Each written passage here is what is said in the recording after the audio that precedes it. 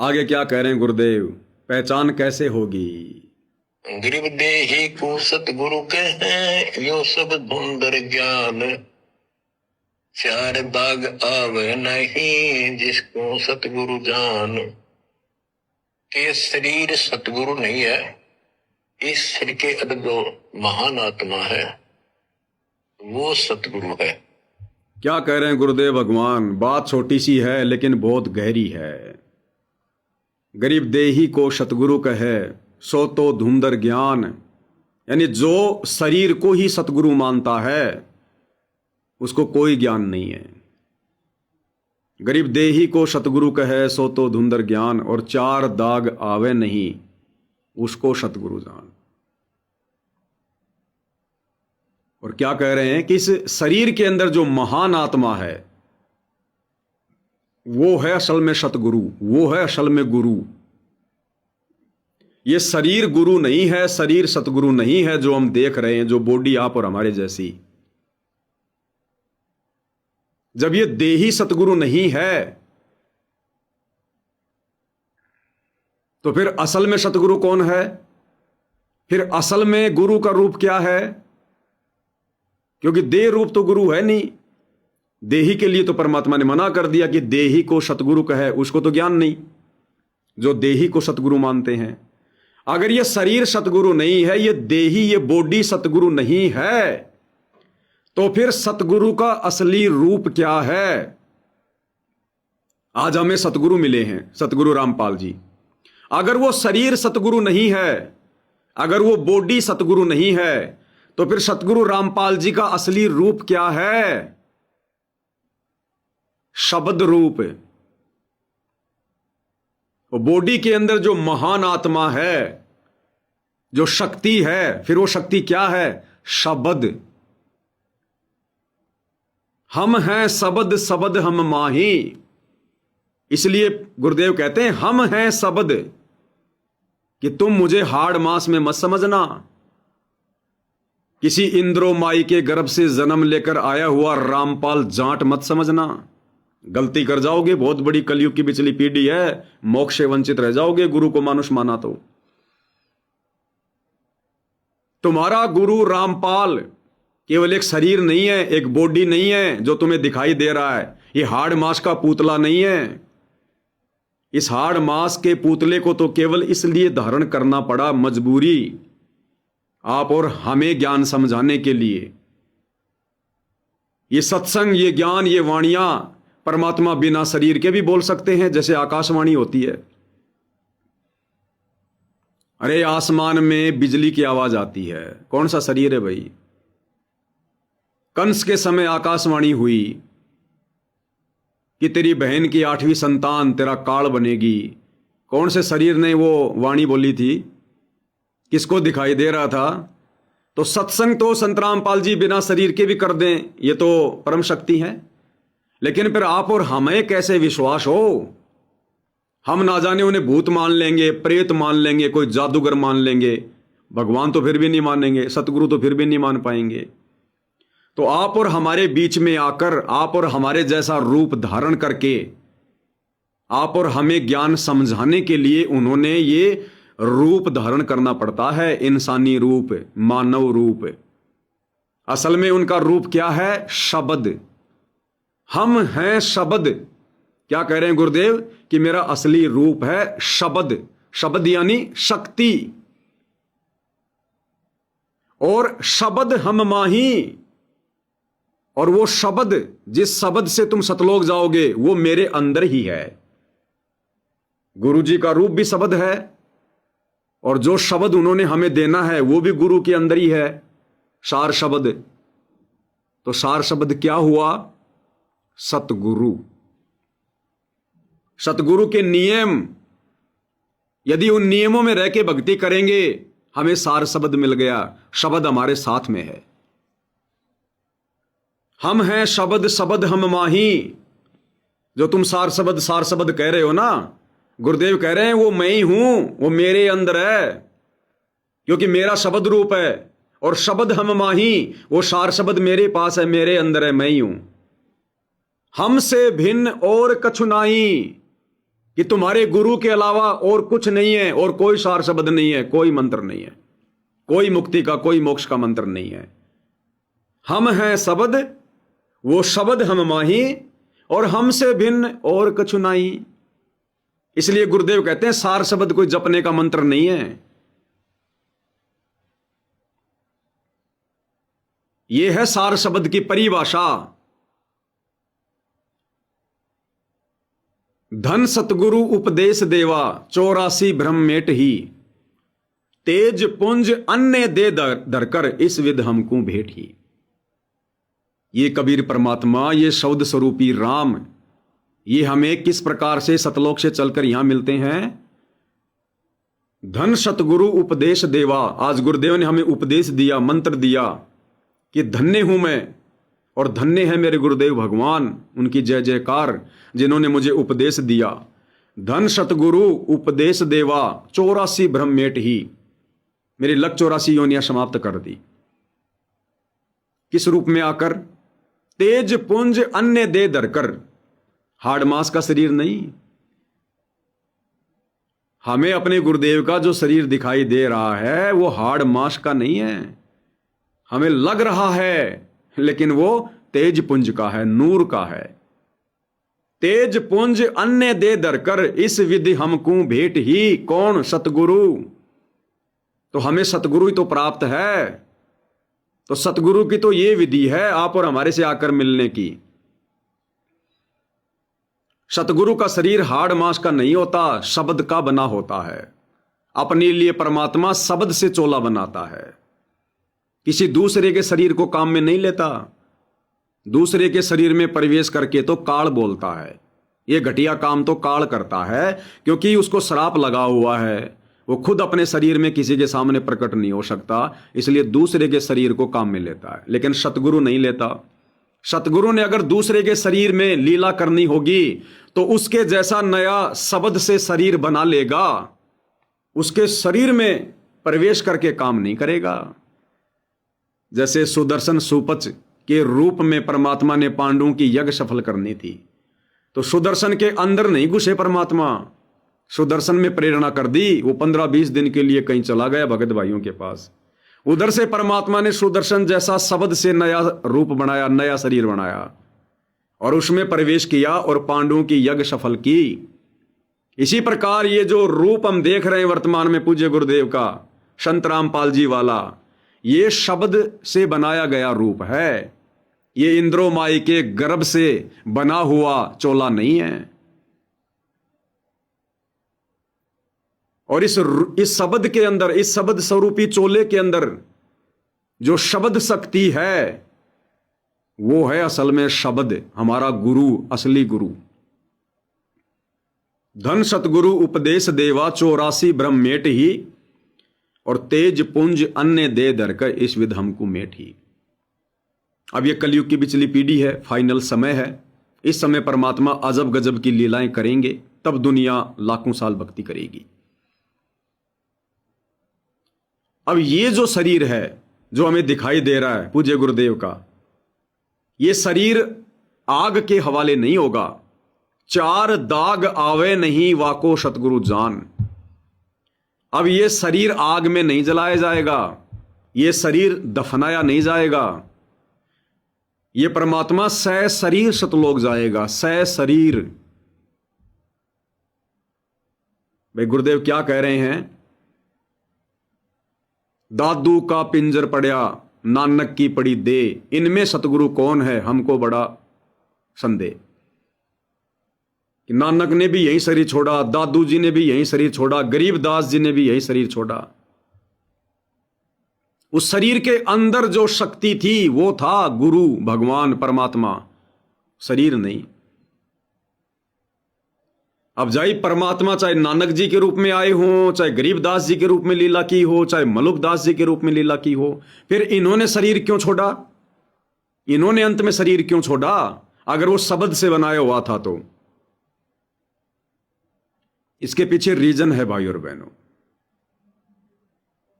अन्यथा 650 साल पहले कबीर परमात्मा सतगुरु के नाम से ही थे, सतगुरु की भूमिका कर रहे थे। क्या उनके शरीर को जलाया गया था? क्या उनका शरीर हाड़ मांस का था जो उसको जलाया गया था?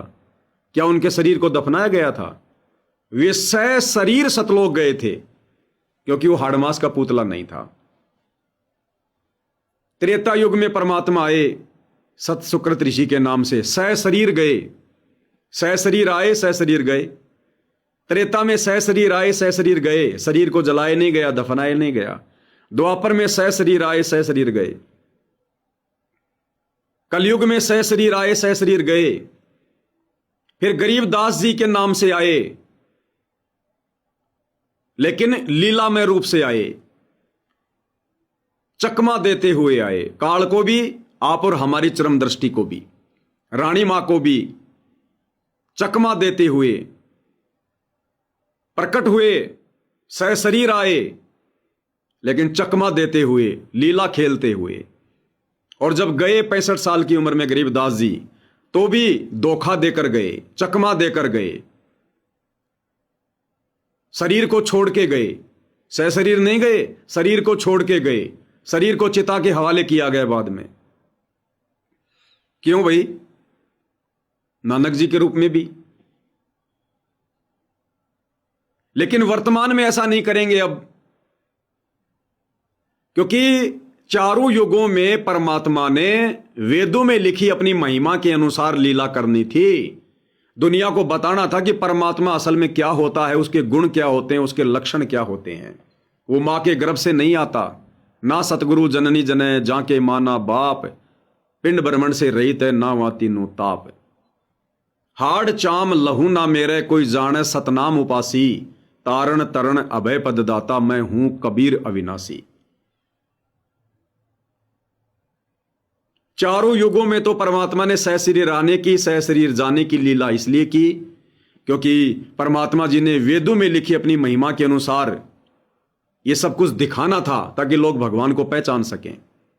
फिर गरीबदास जी के समय आवश्यकता नहीं थी, क्योंकि गरीबदास जी के समय पूर्ण मोक्ष का समय नहीं था। वेदों में लिखी महिमा को सत्य साबित करने के लिए लीला पहले कर चुके थे। तो गरीबदास जी के समय परमात्मा ने चकमा दिया, काल को भी, हम आत्माओं को भी। साधारण व्यक्ति की तरह आए, हमारी चरम दृष्टि को धोखा देते हुए, और साधारण व्यक्ति की तरह ही चिता में लेटकर चले गए। लेकिन थे वो कबीर भगवान, थे वो बंदी छोड़। फिर बाद में उन्होंने साबित भी कर दिया कि मैंने शरीर छोड़ने की लीला क्यों की। क्योंकि गरीबदास जी के समय पूर्ण मोक्ष मार्ग नहीं था, किसी का उद्धार नहीं करना था, केवल ग्रंथ साहिब को लिखना था। अन्यथा वो शरीर छोड़ने के बाद, गरीबदास जी वाला शरीर छोड़ने के बाद, उसी शरीर में गरीबदास जी बंबई में प्रकट हुए। बंबई में छुडाने का एक भगत था जो मुसलमान था, जो हज करने के लिए गया हुआ था। और जिस समय वो हज करने के लिए गया था, उस समय तक गरीबदास जी ने शरीर नहीं छोड़ा था। उसके हज पर जाने के बाद गरीबदास जी ने शरीर छोड़ दिया। उस भगत को इस बात का पता नहीं, क्योंकि पहले मोबाइल नहीं थे। वो भगत हज करके 6-7 महीने बाद बंबई के उस बंदरगाह पर, क्योंकि पहले पानी की जहाज से जाया करते थे, बंदरगाह पर उतरा। वहां उसको गरीबदास जी मिले। उसने कहा, ओ गुरु जी, गरीबदास जी। दंडवत किया, कहा कि आप यहां कैसे? बोले भैया मैं तो यहां सत्संग करने आया हूं। तुम? जी मैं तो हज करके आया हूं।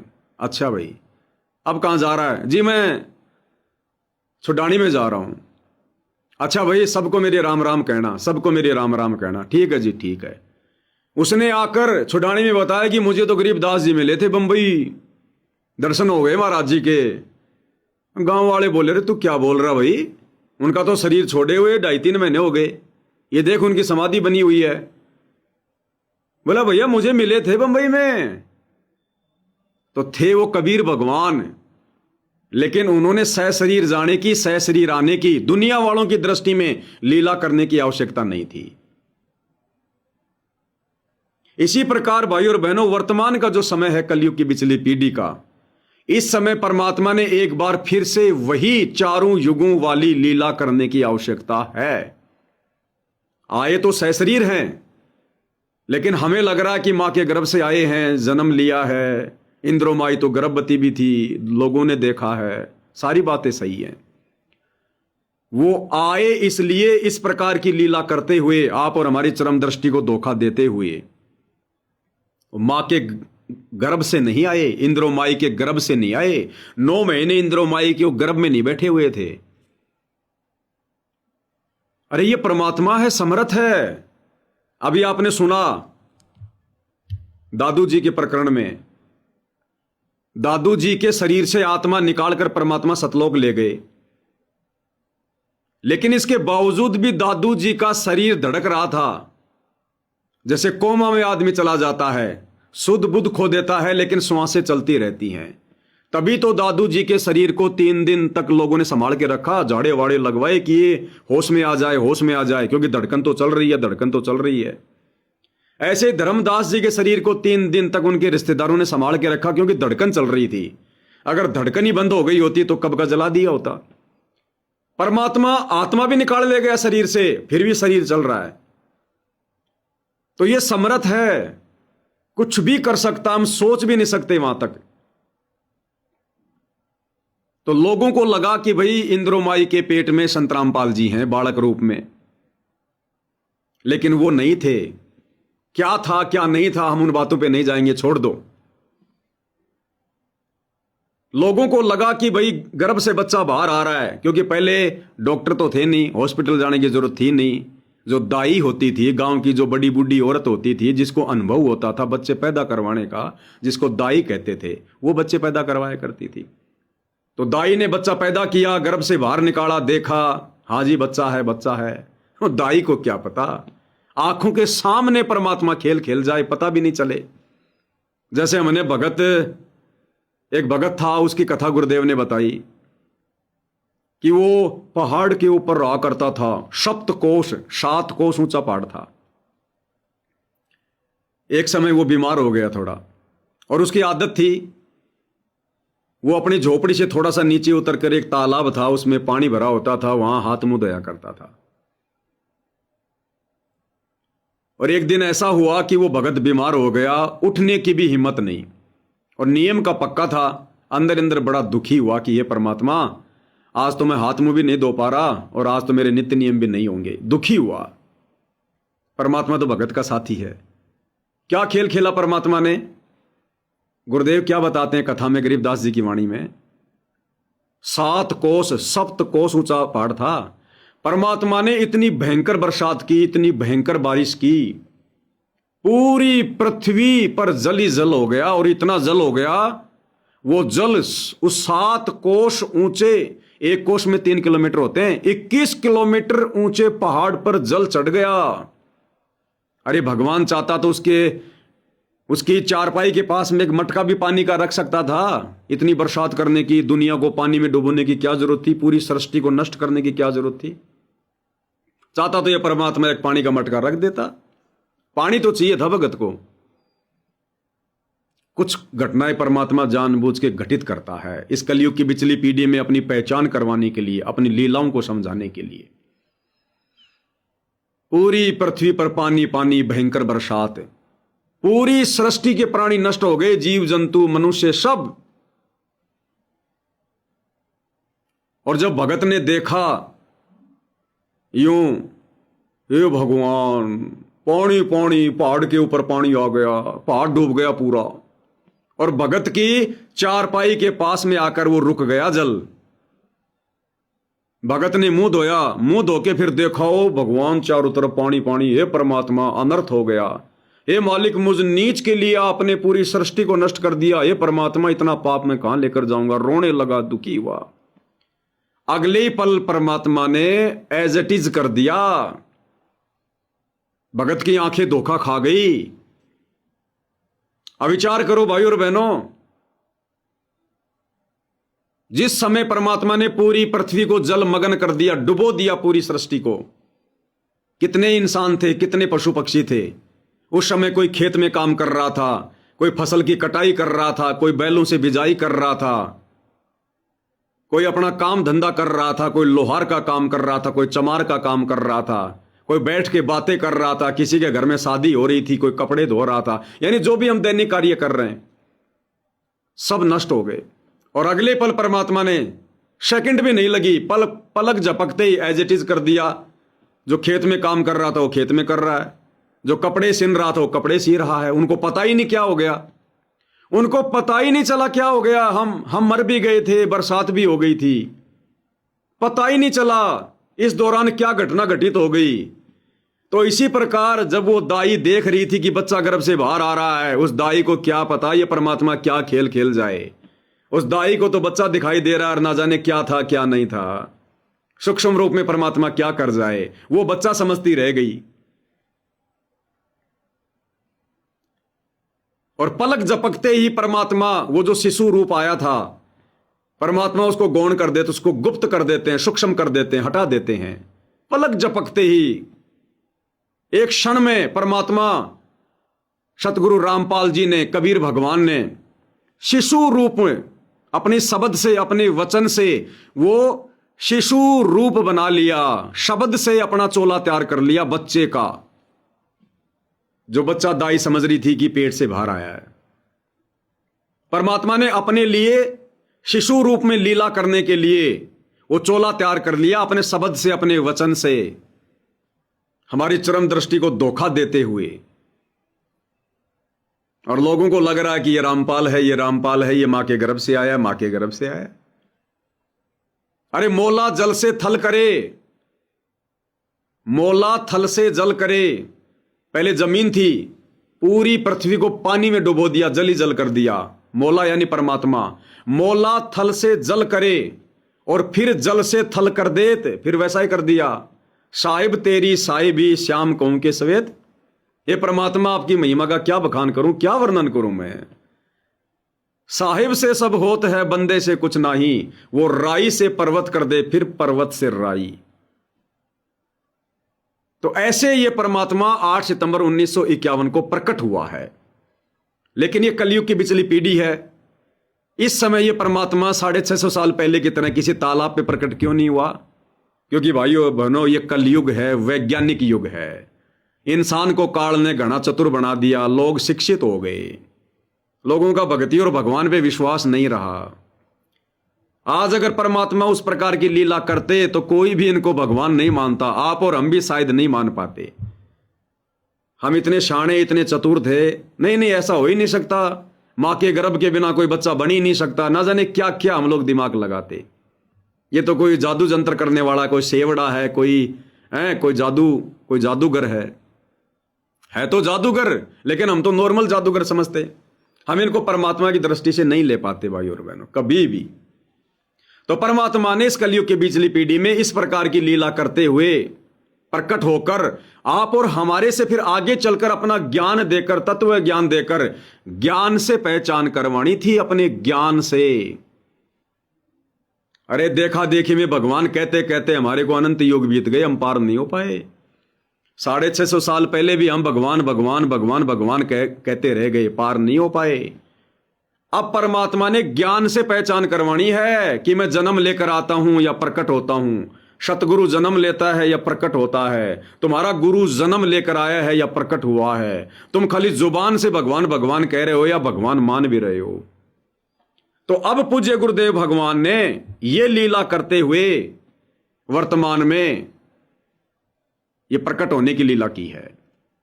लेकिन अब यह परमात्मा अपना पूरा विधान बताकर, यह ज्ञान देकर, क्योंकि जब ये सतलोक जाएंगे सहशरीर, उससे पहले पहले पूरी पृथ्वी को इनकी वास्तविक स्थिति का ज्ञान हो जाएगा, जैसे आज आप और हमें हो गया।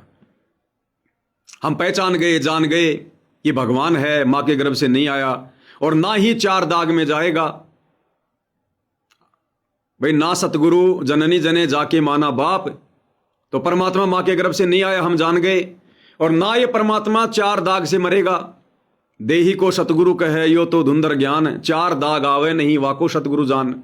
असल में सतगुरु कौन? जो 4 दाग में नहीं आता। तो आज ये रियल सतगुरु की भूमिका कर रहे हैं। गरीबदास जी के समय रियल सतगुरु की भूमिका नहीं थी। नानक जी के समय रियल सतगुरु की भूमिका नहीं थी। दादू जी के समय रियल सतगुरु की भूमिका नहीं थी, क्योंकि उस समय तो मूल ज्ञान देना ही नहीं था, किसी का मोक्ष करना ही नहीं था, अपने आप को भगवान साबित करना ही नहीं था। लेकिन आज रियल सतगुरु की भूमिका कर रहे हैं क्योंकि अब ये पूर्ण मोक्ष मार्ग है, अपनी पहचान करवानी है, अपनी महिमा जन जन को बतानी है, समझवानी है कि भगवान कौन होता है, क्या होता है। तो अब ये परमात्मा, ये सतगुरु पूज्य गुरुदेव रामपाल जी, अब ये 4 दाग में मरकर नहीं जाएंगे। 4 प्रकार से अंतिम संस्कार किया जाता है। हिंदू भाई आग के हवाले करते हैं अंतिम संस्कार, मुसलमान जमीन में दफनाते हैं, दूसरे धर्म वाले पानी में बहा देते हैं, अन्य धर्म वाले शरीर को वैसे ही किसी ऊंचे पेड़ के ऊपर मचान बनाकर छोड़ देते हैं या किसी पहाड़ के ऊपर छोड़ देते हैं, कोई पशु पक्षी खा लेगा, उसका भी उद्धार हो जाएगा। तो अब ये सतगुरु रामपाल जी 4 दाग में नहीं जाएंगे, ये अपनी संपूर्ण लीला करके जाएंगे, जो लीला इन्होंने आज से पहले 4 युगों में की। क्योंकि अब ये वास्तविक समय है भक्ति का, भगवान की पहचान करवाने का।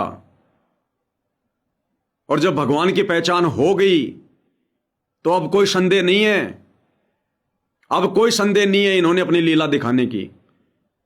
अभी तक अपनी लीला क्यों नहीं दिखा रहे थे, क्यों इन्होंने साइलेंट रहकर सारा काम किया? क्योंकि ज्ञान से पहचान करवानी थी। तो जिन आत्माओं को सतलोक लेकर जाना है उनसे ज्ञान से पहचान करवा दी, साध संगत वालों से। आने वाली जो आत्मा होंगी वो ज्ञान को समझकर भक्ति करने योग्य नहीं होंगी, इसलिए परमात्मा चमत्कार करेगा, वो चमत्कार देख के आएंगी। और हजारों साल ये जो मार्ग चलेगा ये इन्हीं चमत्कारों को देखकर चलेगा कि भाई वो इतने महान थे, सह शरीर गए थे, शरीर समेत गए थे, ऐसे ऐसे चमत्कार किए, धर्मदास जी को जिंदा किया, 13 गाड़ी कागजों की निकाली जमीन से, कुंभकर्ण की खोपड़ी निकाल दी, ना जाने क्या क्या चमत्कार करेगा परमात्मा। भक्तों के साथ भी कैसे कैसे चमत्कार होंगे, अनहोनियां होंगी। तो इन चमत्कारों को देखकर फिर आगे दुनिया जिनका मोक्ष नहीं होना होगा, फिर इन चमत्कारों को देखकर जो आने वाले समय में गुरुदेव करेंगे और सह शरीर जाने की लीला करेंगे, फिर हजारों साल दुनिया इनका मार्ग चलाएगी, ये पंथ चलेगा। अन्यथा भाइयों और बहनों, ऐसे परमात्मा की गैर हाजिरी में मार्ग नहीं चलता। तो आज हमें कौन मिले हैं? शब्द स्वरूपी राम मिले हैं। सतगुरु रामपाल जी हाड़मास का पुतला नहीं है, ये गलती मत कर देना। लीला चाहे कुछ भी करे, चाहे तुम्हारे सामने बाथरूम करने की लीला करे, चाहे तुम्हारे सामने फ्रेश होने की लीला करे, चाहे तुम्हारे सामने थूकने की लीला करे, चाहे खांसने की लीला करे, चाहे किसी कारण से भक्तों के सामने उनकी परीक्षा के लिए अचानक से किसी धारमधार चीज से हाथ लग जाए, खून निकल जाए। भगत देखे अगर गुरु जी का तो खून निकल गया, साथ संगति वाले तो कहते हैं कि गुरु जी का तो नूरी शरीर है। ये कुछ भी लीला कर दे, लेकिन आप और हमने ज्ञान से पहचान करनी है, ज्ञान से। क्या कह रहे हैं, ध्यान से सुनो। गरीब देही को सतगुरु कहे, यो सब धुंधर ज्ञान, 4 दाग आवे नहीं जिसको सतगुरु जान। 4 दाग आवे नहीं जिसको सतगुरु जान। अगर इन 4 दागों से सतगुरु चले गए, सतगुरु रामपाल जी, जलकर जमीन में अपने आप को दफनवा कर या अन्य किसी प्रकार से जो 4 दाग हैं, अगर इस विधि से सतगुरु रामपाल जी सतलोक चले गए तो आने वाले समय में फिर उनको सतगुरु कौन कहेगा कि 4 दाग आवे नहीं वाको सतगुरु जान। ये वाणियां तो लोग आगे भी पढ़ेंगे तो लोग कह देंगे भैया देख लो संत रामपाल जी तो 4 दाग के अंतर्गत गए, उनका तो अंतिम संस्कार हुआ था, उनको तो समाधि दी गई थी, उनका शरीर तो यहीं पड़ा है। तो दुनिया फिर कैसे सतगुरु जानेगी, कैसे सतगुरु मानेगी, कैसे भक्ति होगी? तो 4 दाग आवे नहीं वाको सतगुरु जान। गरीबदास जी के समय भगत इतना गहराई में नहीं जाते थे, सात संगतियां नहीं थी, इतना विचार नहीं कर सकते थे, इसलिए 4 दाग के अंतर्गत चले गए। नानक जी के समय इतना ज्ञान नहीं था, पूरा ज्ञान नहीं दिया था, भगत इतना विचार नहीं कर सकते थे, 4 दाग के अंतर्गत चले गए। अब तो ठोक के ज्ञान दे दिया, संपूर्ण ज्ञान दे दिया, मूल ज्ञान दे दिया कि सतगुरु 4 दाग के अंतर्गत नहीं आता। फिर ये सतगुरु 4 दाग में कैसे आएगा? अगर आ गया तो फिर भगवान कौन मानेगा इनके जाने के बाद? तो अब ये परमात्मा सह शरीर ही जाएंगे, क्योंकि ये शब्द स्वरूपी राम हैं, इनका शरीर हाड़ मांस का पुतला नहीं है। सौभाग्य ये बात आप और हमें समय से पहले समझ में आ गई। दुर्भाग्य उनका जिनको ये बातें आगे चल के समझ में आएंगी। तो आप और हमने दृढ़ रहना है। दुनिया चाहे कुछ भी कहे हमारे गुरुदेव के विषय में, घर परिवार रिश्तेदार कुछ भी कहें हमारे गुरुदेव के विषय में, वे चाहे कहीं भी बैठे रहें, कुछ भी लीला करते रहें, आप और हमने ज्ञान से, ज्ञान को आधार बनाकर भक्ति करनी है। क्या करें, ध्यान से सुनो। गरीब देही को सतगुरु कहें, यो सब धुंधर ज्ञान। चार दाग आवे नहीं, जिसको सतगुरु जान। ये शरीर सतगुरु नहीं है, इस शरीर के अंदर जो महान आत्मा है वो सतगुरु है। और आदरणीय मलुकदास जी ने क्या कहा? आदरणीय मलुकदास जी ने अपने शब्द में क्या कहा? मलुकदास जी ने या फिर गरीबदास जी ने, जपो रे मन साहिब नाम कबीर, जपो रे मन साहिब नाम कबीर। चार दाग से सतगुरु न्यारा, अजरो अमर शरीर। चार दाग से सतगुरु न्यारा, अजरो अमर शरीर। दास गुरु दास मलूक सलूक कहत है, खोजो कसम कबीर। जपो रे मन साहिब नाम कबीर। चार दाग से सतगुरु न्यारा, अजरो अमर शरीर, क्योंकि नूरी शरीर है। दास मलूक सलूक कहता है, यानी बहुत सोच समझ के कह रहा हूं। खोजो कसम कबीर, अपने सतगुरु में कबीर को खोजो, ज्ञान आधार से, बुद्धि विवेक से। और आगे गुरुदेव ने कितनी अच्छे प्रकार से समझाया कि गुरु का वास्तव में रूप शब्द ही होता है। जींद सत्संग 1997 पार्ट नंबर 3। गुरुदेव भगवान ने रावण और सीता की कथा का जिक्र किया। रावण सीता का अपहरण करके ले गया, हनुमान जी को भेजा गया, हनुमान जी सीता जी का पता लगा के आए। फिर रामचंद्र जी ने, क्योंकि उनको संदेह था कि सीता कहीं रावण के प्रति किसी लोभ लालच में स्वार्थ में आकर, क्योंकि वो तो धनी राजा है, कहीं वो समर्पित ना हो गई हो। अगर उसने रावण को अपना लिया है तो मैं नहीं जाऊंगा उसको लेने के लिए, मरने दे फिर उसको। तो हनुमान जी को रामचंद्र जी एकांत में लेकर गए, सारी बातें पूछी बैला फुसलाकर कि भाई हनुमान, तूने खाना तो रावण के वहां महल में खाया होगा ना, तेरे को सीता लेके गई होगी, और सीता ने तो बहुत अच्छे अच्छे कपड़े पहन रखे होंगे, क्योंकि रावण तो बहुत धनी राजा है। फिर हनुमान जी ने सारी बात बताई कि महाराज, काहे का खाना पीना और काहे के कपड़े, माता जी को तो नहाए भी कई महीने बीत गए, और माता जी का वो शरीर नहीं रहा जो पहले शरीर था, सूख गई, हमेशा आपका चिंतन करती रहती है। और महाराज, उसको तो खाने के लिए ढंग से भोजन भी नहीं मिलता, पेड़ से तोड़ के फल भी नहीं खा सकती, नीचे कोई गिर गया तो खा लेती है। तब रामचंद्र जी को पक्का यकीन हुआ कि हाँ भाई, अब उसको छुड़वाना चाहिए। तब रामचंद्र जी ने सेना तैयार की सीता को छुड़वाने के लिए। अब गुरुदेव भगवान क्या कह रहे हैं कि ठीक इसी प्रकार जब तुम आत्माओं की, तुम भक्तों की वर्तमान कलयुग की बिचली पीढ़ी में आस्था उस सीता की तरह रामचंद्र में रहेगी, किसी भी अन्य देवी देवता के प्रति ध्यान सौपन में भी नहीं जाएगा, किसी अन्य सांसारिक व्यक्ति से सौपन में भी कोई उम्मीद ना करोगे, तब वो परमात्मा अपने शब्द को भेजेगा तुम्हें लेने के लिए। ध्यान से सुनो।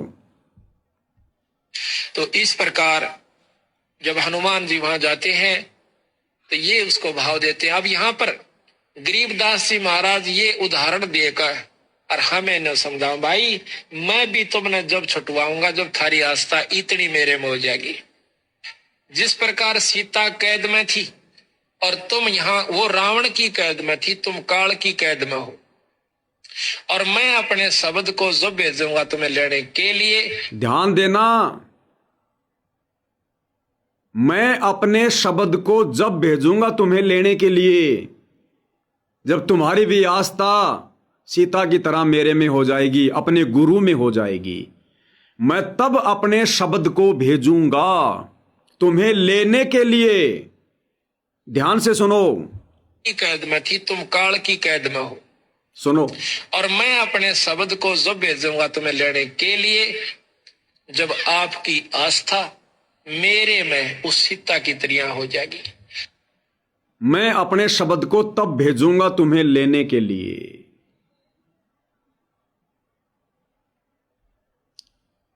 अब भाई और बहनों, जिन्होंने गुरु को ही कबीर मान लिया उनका तो सौभाग्य, जिन्होंने अभी तक नहीं माना वो जरा ध्यान दें। अगर आप भाई बहनों के अनुसार सतगुरु जी, सतगुरु रामपाल जी कबीर नहीं हैं, अगर वो कबीर के हंस हैं, उनको कबीर ने भेजा है, आप सतलोक आश्रम वाले भाई बहन कहते हो ना भाई गुरु जी को तो कबीर जी ने सतलोक से भेजा है, संत रामपाल जी तो कबीर जी के परम हंस थे, आप लोगों ने 3D से फिल्म बनाकर संत रामपाल जी को सतलोक भेज दिया, आकाश में उड़ा दिया। अगर आप लोग संत रामपाल जी को कबीर जी का हंस मान रहे हो कि कबीर जी ने सतलोक से संत रामपाल जी को भेजा है, तो भी सतगुरु रामपाल जी मां के गर्भ से जन्म नहीं लेंगे। अगर कबीर जी ने भी उनको सतलोक से भेजा है तो कबीर जी का भेजा गया हंस मां के गर्भ से जन्म नहीं लेगा, क्योंकि उसका रूप क्या है? शब्द। क्या कह रहे हैं? मैं अपने शब्द को जब भेजूंगा तुम्हें लेने के लिए। तो यदि सतगुरु रामपाल जी तुम लोगों के अनुसार कबीर जी के द्वारा भेजे गए हैं सतलोक से, तो सतलोक से कबीर जी ने क्या भेजा? शब्द। शब्द भेजा, शब्द।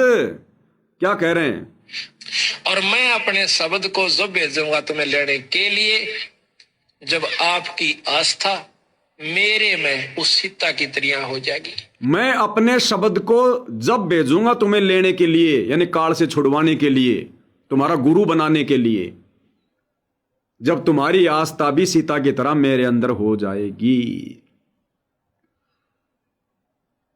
तो सतलोक से अगर संत रामपाल जी को कबीर जी ने भेजा है तो क्या भेजा कबीर जी ने? शब्द। क्या भेजते हैं? शब्द।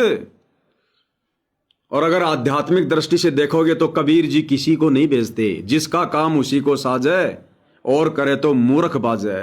कबीर जी खुद ही आते हैं, 12वें पंथ हम ही चल आवें, सब पंथों को मिटाकर एक पंथ चलावें। तो 12वें पंथ में कौन आए? कबीर जी आए। किस नाम से आए? संत रामपाल जी के नाम से आए। कब प्रवेश किया? 17 फरवरी 1988 को। तो संत रामपाल जी का क्या रूप है? शब्द रूप है, शब्द। और हमें कौन लेकर जाएगा सतलोक? शब्द लेकर जाएगा। कौन सा? सार शब्द। क्यों भेजा परमात्मा ने? आप और हमें ले जाने के लिए। क्यों आए परमात्मा? आप और हमें ले जाने के लिए। और जिस दिन वो शब्द वापस चला जाएगा, सह शरीर शब्द स्वरूपी राम संत रामपाल जी जिस दिन वापस चले जाएंगे, यानी जिस दिन वो शब्द जो हमें लेने के लिए सतलोक से आया है, जिस शब्द ने एक शब्द रूपी चोला धारण किया, शरीर धारण किया, तेजपुंज का नूरी, और हमें ज्ञान समझा रहे हमारे गुरु बनकर, जिस दिन वो शब्द वापस सतलोक चला जाएगा, फिर हमें सतलोक कौन लेकर जाएगा? विचार कर लो, गुरुदेव के जाने के बाद मोक्ष है या नहीं है? अगर ऐसे ही इस लोक से सतलोक जाना होता तो भाई फिर शब्द को सतलोक से भेजने की क्या जरूरत पड़ी? शब्द इसलिए आया, तुम आश्रम वाले भाई बहनों की नजरों में शब्द को इसलिए भेजा, और हम साथ संगत वालों के लिए वो खुद शब्द स्वरूपी राम कबीर, वो शब्द इसलिए आया आप और हमें ले जाने के लिए। और जिस दिन ये शब्द सतगुरु रामपाल जी सह शरीर सतलोक चले जाएंगे इस धरती से, उसके बाद फिर हम सतलोक कैसे जाएंगे? बिना शब्द के हम सतलोक कैसे जाएंगे, क्योंकि शब्द आया और शब्द चला गया। फिर तुम वो शब्द जाप करते रहना, जो भी शब्द तुम्हें देकर जाएंगे सार नाम के नाम पर, सार शब्द के नाम पर। असली शब्द तो गया, जिनको लेकर जाना था पहले भेज दिया, कुछ साथ में लेकर गया। फिर इनके जाने के बाद मुक्ति कहां, मोक्ष कहां? ऐसे तो फिर कलयुग के एंड तक जीव पार होते रहेंगे। फिर क्या जरूरत है गुरु जी की, क्या जरूरत है फिर परमात्मा को नीचे आने की? आज से पहले क्यों आए, क्यों दुखी हुए, क्यों आज 11 साल से जेल में बैठे, क्यों दुखी हो रहे हैं? अगर सतलोक में बैठे बैठे ही वापस लेना था तो। ये तो समर्थ भगवान है। सतलोक में बैठे बैठे इन्होंने हम सबको यहां भेज दिया था, तो क्या सतलोक में बैठा बैठा हमें वापस नहीं ले सकता? फिर शब्द रूप में आने की क्या जरूरत पड़ गई गंदे लोक में? आकर ही लेकर जाएगा, और जिस दिन चला गया उसके बाद मोक्ष का दरवाजा बंद। ऐसा नहीं है कि ये खाली विशेष संदेश ही बहुत विशेष हैं। ये तो जींद का सत्संग है 1997 का। हर सत्संग में संकेत है। जिस दिन ये विशेष संदेश पूरे हो जाएंगे, फिर हम जिंद वाले सत्संगों पर लाइव आएंगे, फिर करोथा वालों पर आएंगे, फिर रोहतक वालों पर आएंगे। जब तक हम इस गंदे लोक में रहेंगे, हमारा एक भी दिन सतगुरु महिमा के बिना नहीं जाना चाहिए, वरना काल घुस जाएगा। हमें परमात्मा तरोताजा रखेंगे, अप टू डेट रखेंगे, बीच में किसी प्रकार का गैप नहीं आने देंगे। ये सतगुरु महिमा कंटिन्यू चलेगी, कंटिन्यू, वरना हम आंडी पाक जाएंगे। पाकी फसल देखकर गरबैयो मत किसान, अभी तो झोले बहुत हैं घर आले तब जान। अब ध्यान से सुनो ये सत्संग पूरा। सीता रावण की कैद में थी, आज वर्तमान में आप और हम काल की कैद में हैं। और सीता को राम ने उस समय छुड़ाया जब हर प्रकार से जांच पड़ताल करके ये देख लिया कि सीता केवल मेरे प्रति समर्पित है, रावण का विचार शौपन में भी नहीं कर रही। सतगुरु रामपाल जी हमें उस समय छुड़ाएंगे यहां से जब वो देख लेंगे कि ये आत्माएं सिर्फ और सिर्फ मेरे प्रति समर्पित हैं, सिर्फ और सिर्फ मेरे प्रति। अरे वो सीता अगर चाहती तो हनुमान जी बार बार कह रहा था कि माता चलो मेरे साथ, बैठो मेरे कंधे पर। जो हनुमान राम और लक्ष्मण को कंधे पर बैठा कर अहि रावण के मारने के लिए पाताल लोक में ले गया। सॉरी, राम और लक्ष्मण को रावण ने बंदी बना लिया था, पाताल लोक में ले गया। हनुमान जी गए, उन दोनों को छुड़ाया और अपने कंधे पर बैठा कर पाताल लोक से ऊपर लाया। और हनुमान बार बार कह रहा था कि माते चलो मेरे साथ, चलो मेरे साथ। लेकिन सीता क्या बोली? नहीं, अपने पति के साथ जाऊंगी, अपने पति के साथ। वो आएगा तो जाऊंगी, वरना नहीं जाऊंगी, मर जाऊंगी। वो चाहती तो रावण के, वो अगर सीता चाहती तो हनुमान जी के साथ भी आ सकती थी। ना इतने लोग मरवाने की जरूरत थी, ना युद्ध करवाने की जरूरत थी, कुछ नहीं, ना कोई अग्नि परीक्षा देने की जरूरत थी। उसने क्या कहा कि जाऊंगी तो अपने पति के साथ जाऊंगी, हनुमान तेरे साथ नहीं जाऊंगी। इसी प्रकार अगर ज्ञान होता तो बरवाला कांड के बाद जिस प्रकार से ये सार नाम दिया जा रहा है, सार शब्द दिया जा रहा है, अगर कोई ज्ञानी भगत होता, कोई सतगुरु का विशेष भगत होता, वो यही कहता कि नाम लूंगा तो अपने गुरु जी से लूंगा। अगर वो शब्द लूंगा तो अपने गुरु जी से लूंगा, तुम भक्तों से नहीं लूंगा, डीवीडी से नहीं लूंगा। डीवीडी से लेने का क्या मतलब? अभी तो मेरा गुरु जिंदा है, मेरा गुरु धरती पर सशरीर है, प्रकट है, जिंदा है, मरा नहीं है, अभी गया नहीं है। ये डीवीडी से नाम दीक्षा तो उनके जाने के बाद की प्रोसीजर है। लेकिन सीता की तरह भक्तों ने समझदारी नहीं दिखाई, अविश्वास कर लिया। और ये सार नाम, सार शब्द ज्यादातर वही लोग ले रहे हैं जिनको विश्वास नहीं है कि गुरुजी जेल से बाहर भी आएंगे। अरे क्या पता गुरुजी आए ना आए, नाम तो ले लो। बालक नहीं है। ये सत्संग इसीलिए सुनाए थे बरसों पहले। असली सत्संग तो 1994 से 2000 तक जो कर दिए वो हैं।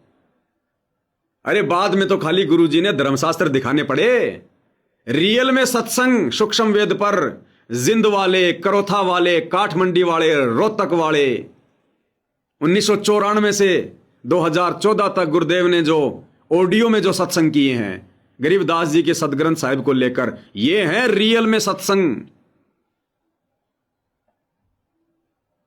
तो चाहती तो सीता भाई हनुमान जी के साथ में आ जाती, उसको तो आना ही था, वो तो दुखी हो रही थी। अरे चाहते तो हम भगत भी ले लेते सार नाम, हम भी अपनी गलती की माफी मांग के नो एंट्री वापस तोड़वा के एंट्री करवा के आश्रमों में चले जाते, नाम शुद्ध करवा लेते, धक्के खाते रहते तारीखों पर आश्रमों में सार नाम के लिए, दे दो जी सार नाम, दे दो जी सार शब्द। लेकिन हमने सीता की तरह समझदारी दिखाई कि जब तक मेरा पति नहीं आएगा हनुमान, मैं तेरे साथ नहीं जाऊंगी, भले मर जाऊं। और इतना दृढ़ विश्वास देखकर फिर रामचंद्र जी ने जाना पड़ा।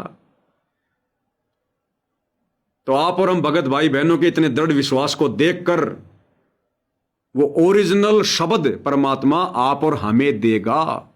हालांकि दे दिया, लेकिन खुलकर बताएगा ताकि हमें और विश्वास हो। ये अध्यात्म है, आसाराम जी का मार्ग नहीं है, राम रहीम जी का पंथ नहीं है। ये कितना बड़ा खेल चल रहा है। इस काल के लोक से आत्माओं को निकालना कोई बच्चों का खेल है क्या? अजब गजब खेल चल रहे हैं, अजब गजब लीला,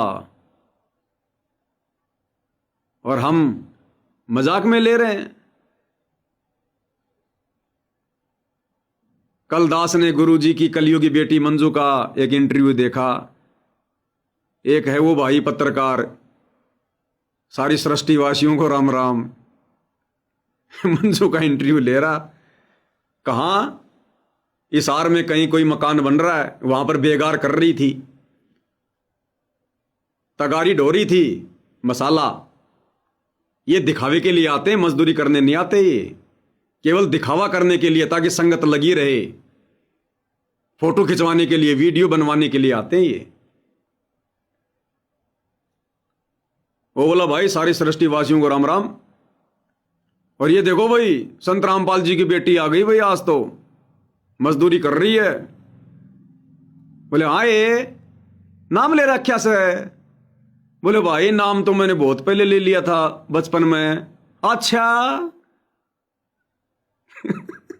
अच्छा, न्यू क्यों करे, या क्यों कर रही है तू, मजदूरी क्यों कर रही है? तो वो क्या बोली? बोले भाई हमने सतलोक जाना है, इसलिए सेवा कर रहे हैं, सेवा करनी पड़ेगी, सतलोक जा रहे हैं। अब उस मंजू को कौन समझाए भाई और बहनों, वो सेवा है वो। अरे सेवा करनी है तो सतगुरु की कर। गुरु सेवा में फल सर्वस आवे, गुरु विमुख नर पार न पावे। वो इशार में जो मकान बनाया जा रहा है किसी नशेड़ी का, किसी शराबी का, किसी आन उपासना करने वाले का, उसको ये लोग सेवा कह रहे हैं। इनकी बुद्धि पे पत्थर पड़ गए। मजदूरी को, बेगार को सेवा कह रहे हैं। ऐसे काल जाल में फांसता भक्तों को। अब जो लोग साथ संगति से नहीं जुड़े हुए हैं, उस मंजू का इंटरव्यू देखकर, अरे गुरुजी की बेटी, अरे सेवा, और ना जाने कितने लोग तगारियां ढोने के लिए आएंगे। काल और ना जाने कितने लोगों से बेगार करवाएगा। मजदूरी को ये लोग सेवा का नाम दे रहे हैं। सेवा ये है कलयुग, ये है काल का जाल। ऐसे काल फंसाता है लोगों को मोरा बनाकर। काल उन लोगों को मोरा बनाता है जिन लोगों पर संगत अंधविश्वास करती है, मूर्खता में।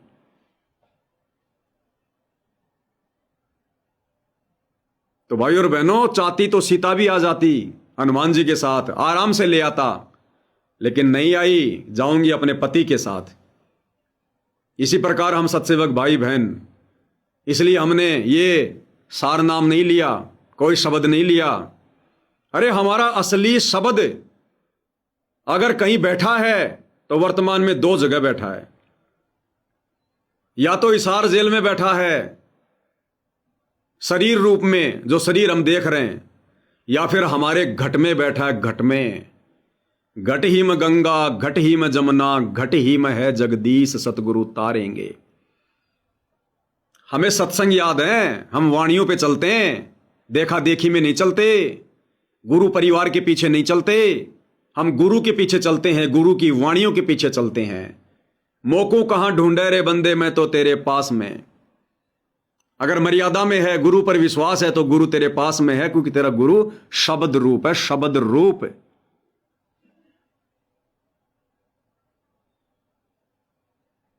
स्वर्ग सात आसमान पर भटकत है मन मूड,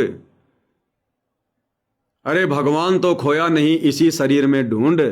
कर भक्ति, लगा रगड़ा भक्ति का मर्यादा में रह के, तेरे पास में खड़ा दिखाई देगा, तेरे साथ में खड़ा दिखाई देगा शब्द रूप में।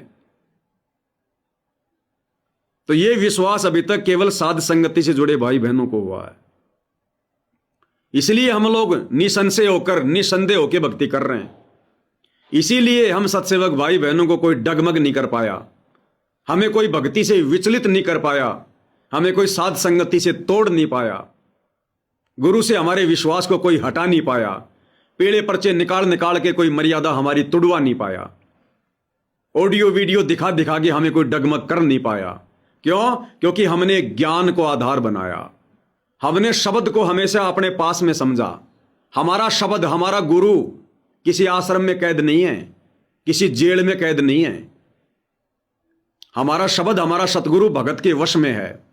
अगर भगत मर्यादित है तो जो बच्चा गऊ की नजर में यूं साईं को संत, भक्तों के पीछे फिरे भगत वत्सल भगवंत।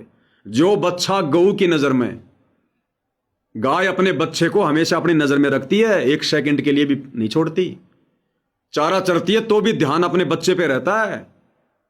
और उस गाय के पास में कोई भैंस का कोई बछड़ा बांध दिया जाए तो वो ध्यान नहीं देगी। तो भैंस का बछड़ा समझो, ये गुरुजी का परिवार, अमर्यादित भगत, ये भैंस के बछड़े हैं। गाय ध्यान नहीं देगी, गाय केवल अपने बछड़े पे ध्यान देती है। तो साध संगति वाले भाई बहन जो मर्यादा में रहकर गुरु को परमात्मा मानकर भक्ति करते हैं, वो है बछड़े। तो फिर हमें क्या आवश्यकता भाई टेंशन लेने की, चिंता करने की, आश्रमों में धक्के खाने की, लोगों के मकान बनाकर मजदूरी करने की, बेगार करने की, अपना अनमोल समय और समय से बर्बाद करने की। अरे घर पर तो कभी अपना भोजन खाकर बर्तन नहीं मांजते, अपने घर पर तो कभी भोजन खाने के बाद में बर्तन नहीं मांजते, घर पर कभी वो भाई अपनी झाड़ू नहीं निकालते, अपने खुद के वो कपड़े नहीं धोते, सारे काम उनकी औरत करती है। और लोग दिखावे में दोपहर की गर्मी में तगारियां ढो रहे हैं, ईंट ढो रहे हैं, पत्थर ढो रहे हैं, पसीने बहा रहे हैं। किसको धोखा दे रहे हो, अपने आप को या सतगुरु को? अरे घर पर अपना भोजन खा के थाली मांजोगे, वो सेवा नहीं है क्या? अपने खुद के कपड़े धोओगे, वो सेवा नहीं है? अपने खुद के कपड़े धोओगे, बर्तन मांजोगे और छोटा मोटा काम करोगे तो तुम्हारी घरवाली को भक्ति के लिए समय मिलेगा, डबल फायदा हो गया। घरवाली भी भक्ति करेगी, तुम्हारी भी सेवा बन गई। तो घर पर तो कभी खाना खा के अपने बर्तन भी नहीं धोते, और दुनिया का जा जाके मकान बना रहे हो, तगारियां ढो रहे हो, पसीने बहा रहे हो। ये दिखावटी भक्ति, ये दिखावटी सेवा सतगुरु को पसंद नहीं है। तो क्या कह रहे हैं पूज्य गुरुदेव भगवान, कैसे मिलता वो परमात्मा? अब मिल तो सबको गया, सबको पता है कि संत रामपाल जी भगवान भगवान भगवान सब कह रहे हैं। कोई जुबान से कह रहा है, कोई हृदय से कह रहा है। अब मिल गया तो फिर मिल गया, फिर छोड़ दो भक्ति, भगवान तो मिल ही गया। भक्ति किस लिए करते हैं? भगवान को पाने के लिए, भगवान को देखने के लिए। तो भगवान तो मिल गया, संत रामपाल जी है ना भगवान, अब छोड़ दो भक्ति, भगवान तो मिल ही गया। ऐसे नहीं मिलता, वो मिलने के बाद भी ऐसे नहीं मिलता। वो कैसे मिलेगा? उसके लिए साध संगति से जुड़ना पड़ेगा। हजारों वीडियो पहले बन चुके हैं, वो देखने पड़ेंगे, ये देखने पड़ेंगे, और लगातार देखते रहने पड़ेंगे। तब जाकर ये भगवान समझ में आएगा, परमात्मा समझ में आएगा। ये तो क्या कह रहे हैं गुरुदेव भगवान सीता का उदाहरण देकर? तो इस प्रकार जब हनुमान जी वहां जाते हैं तो ये उसको भाव देते हैं। अब यहाँ पर गरीबदास जी महाराज ये उदाहरण देकर और हमें न समझाओ भाई, मैं भी तुमने जब छुटवाऊंगा जब थारी आस्था इतनी मेरे में हो जाएगी। जिस प्रकार सीता कैद में थी और तुम यहाँ वो रावण की कैद में थी, तुम काल की कैद में हो, और मैं अपने शब्द को जब भेजूंगा तुम्हें लेने के लिए, जब आपकी आस्था मेरे में उस सीता की तरह हो जाएगी। और मैं अपने शब्द को जब भेजूंगा तुम्हें लेने के लिए, जब आपकी आस्था मेरे में उस सीता की तरह हो जाएगी। और मैं अपने शब्द को जब भेजूंगा तुम्हें लेने के लिए, जब आपकी आस्था मेरे में उस सीता की तरह हो जाएगी। अगर तुम इस संसार के अंदर और इन उर्ले व्यवहार में उर्ली शक्तियों से ऐसे संपर्क में आए रहोगे तो मैं आपकी मदद नहीं करूंगा। अगर तुम इस संसार में उर्ले व्यवहार में इन शक्तियों के संपर्क में इसी प्रकार से बने रहोगे, मैं नहीं आऊंगा, मैं नहीं लेके जाऊंगा। आज वही काम कर रहा है सतलोक आश्रम, वही काम कर रहे हैं सतलोक आश्रम से जुड़े भाई बहन। उर्ले व्यवहार में ज्यादा मशगूल हैं, उर्ले व्यवहार में राजनेताओं के पीछे पड़े हुए हैं, सामाजिक लोगों के पीछे पड़े हुए हैं, नेताओं के पीछे पड़े हुए हैं, झूठा भाईचारा निभाने में लगे हुए हैं, मान बढ़ाई के लिए झूठा भाईचारा निभाने के लिए करोड़ों रुपए की लाइब्रेरियां बनवा रहे हैं, करोड़ों रुपए में लोगों की धर्मशाला बनवा रहे हैं, करोड़ों रुपये बिरानी आग में आरक्षणों में बर्बाद कर दिए, कोई लाखों रुपया गुंडों की सीबीआई जांच में, झूठा लोगों से संपर्क साध के झूठा भाईचारा बना के, संसार की उर्ली शक्तियों के उर्ले व्यवहार में संपर्क करके। अब गुरु का परिवार कर रहा है तो पीछे पीछे संगत भी कर रही है। गुरु का परिवार कर रहा है तो अपने बाप दादाओं की जमीन बेच के तो कर नहीं रहा, अपनी औरतों के गहने बेच के तो कर नहीं रहा। सहयोग संगत का, संगत का ज्योति पाठ और दान का पैसा दोषी संगत भी बन रही है, सहयोग संगत का भी हो रहा है। ये लोगों के मकान बनाए जा रहे हैं, वहां जो बेगार हो रही है, जो मजदूरी हो रही है, संगति तो कर रही है। घर बैठ के भक्ति नहीं होती, घर बैठ के घंटे 2 घंटे सुमरण नहीं कर सकते ये लोग एकांत में बैठकर, और वहां 8-8 घंटे तगाड़ियां ढोलेंगे, मजदूरी कर लेंगे, लेकिन भक्ति नहीं होगी। ये काल रोल मार रहा है, रोल। तो गुरुदेव कह रहे हैं जब तक संसार की उर्ली शक्तियों के संपर्क में रहोगे, ये राजनेता, ये झूठा भाईचारा, ये समाज के लोग, ये उर्ली शक्तियां सब, ये सब काल के अधीन है। तो गुरुदेव कह रहे हैं कि नहीं लेके जाऊंगा। अगर तुम इस संसार के अंदर और इन उर्ले व्यवहार में उर्ली शक्तियों से ऐसे संपर्क में आए रहोगे तो मैं आपकी मदद नहीं करूंगा, फिर आपको यहीं छोड़ दूंगा। इतनी आपकी आस्था जब मैं देख लूंगा कि जिस प्रकार सीता जी ने ना तो कोई श्रृंगार सुहावा था, ना कोई स्वाद अच्छा लगा था खाने, जिस प्रकार सीता जी ने ना तो कोई श्रृंगार अच्छा लगता था, ना कोई खाना पीना कोई अच्छा लगता था, ना कोई पहनना अच्छा लगता था, आज सतगुरु रामपाल जी की कलयुगी पत्नी अनारो देवी कानों से सोना नहीं उतार पा रही। 2026 तक कानों से सोना नहीं उतर रहा, श्रृंगार करना नहीं छूट रहा। सतगुरु रामपाल जी की कलयुगी बेटी मंजू कानों से वो बालियां नहीं उतार पा रही, सोना नहीं उतार पा रही, चांदी नहीं उतार पा रही। देख लेना उसके कानों में।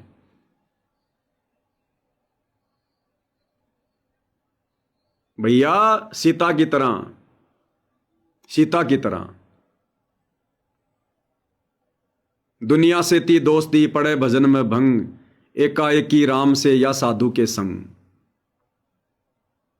जिनके कान में अभी तक सोना है और सोने में गुरुदेव ने काल का निवास बताया, सतगुरु उनके निकट भी नहीं है, निकट भी। उन्होंने तो काल को धारण कर रखा, काल को। क्या समझा सतगुरु को, क्या भक्ति कर रहे हैं, क्या सार नाम है। अरे जिसने सोना पहनना नहीं छोड़ा, चांदी पहननी नहीं छोड़ी, नकली आभूषण पहनने नहीं छोड़े, उसका तो सतनाम भी काम नहीं करता। सतनाम भी सार नाम सार शब्द तो बहुत दूर की बात है। और गुरु का परिवार राजनीति कर रहा, सोना धारण किए बैठा और कह रहे हैं बस हम तो मुक्त हो गए, हमें तो सार नाम मिल गया, सार शब्द मिल गया। अरे राजनीति है काल का फंदा, सतगुरु का भगत दूर ही रहता है सतगुरु का बंदा। राजनीति है काल का फंदा और दूर रहता है सतगुरु का बंदा। सोना चांदी है काल का फंदा, दूर रहता है सतगुरु का बंदा। नहीं तो वो है निपट अंधा, नहीं तो वो है निपट अंधा। आपकी आस्था जब मैं देख लूंगा कि जिस प्रकार सीता ने जी ने ना तो कोई श्रृंगार सुहावा था, ना कोई स्वाद अच्छा लगा था खाने और पीने का, ओढ़ने ना पहनने का, हरदम चिंता बनी रहती कि मैं कब वापस जाऊंगी। इसी प्रकार आपकी आस्था जब बढ़ जाएगी, वापस सतलोक जाने की, तो मैं तुम्हें छुटा ले जाऊंगा। ये उदाहरण देकर बंदी छोड़ हमें समझाना चाहते हैं। अब बताओ कितना अजब गजब का उदाहरण दिया गुरुदेव भगवान ने। ये 1997 का जींद का सत्संग है, पार्ट नंबर 3। अजब गजब सत्संग है, अजब गजब। अगर निष्कर्ष निकालने लग जाओ अंत नहीं है। इसलिए तो गुरुदेव भगवान बार बार क्या कहते हैं कि जब भी तुम सत्संग सुनो एकाग्र चित्त होके सुना करो, एकाग्र चित्त होके, सारी चिंता सारी टेंशन साइड में पटक के, और ये सोचकर कि सतगुरु सामने बैठे हैं। तब ये काल ये बातें हमारे जहन में आने देगा, तब रास्ता देगा, तब ये बातें समझ में आएंगी। अन्यथा सत्संग तो ये आश्रम वाले भी सुन रहे हैं, दुनिया के मकान बना रहे हैं, कपड़ा बांध लेंगे सिर के तगारी रखने के लिए और उस कपड़े के अंदर मोबाइल को ठूंस लेंगे, सत्संग लगा के बात भी करते रहेंगे, सत्संग भी सुनते रहेंगे, काम भी कर रहे हैं, बेगार भी कर रहे हैं। ये है इनका सत्संग सुनने का तरीका। वो दोपहर की आरती, शाम की संध्या आरती भी कान में लगा लगा के कर लेते हैं, मोबाइल ही करता रहता है सारे काम। बस हो गई हमारी आरती भी हो गई, हमने सत्संग भी सुन लिया, हमारी रमणी भी हो गई। लाख जन्म में ये सत्संग समझ में नहीं आएंगे।